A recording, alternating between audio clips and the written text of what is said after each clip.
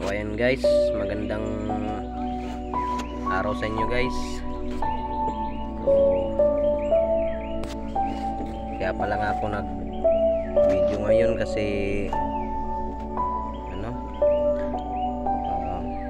nga ba sasabihin to, medyo masakit sa kalooban ko guys na sabihin to sa inyo, pero at ipaalam sa inyo na ano, kasi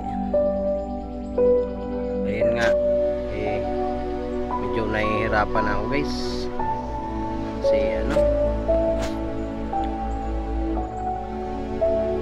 kailangan ko na munang itigil muna guys yung aking pagbablog. So sa mga nanonood dyan, para lang malaman nyo na ano, tigil ko na muna pag-vlog ko kasi matutulog na muna kami. Ayan mga kasama ko, baka maka-istorbo kasi ko mamaya na ulit guys.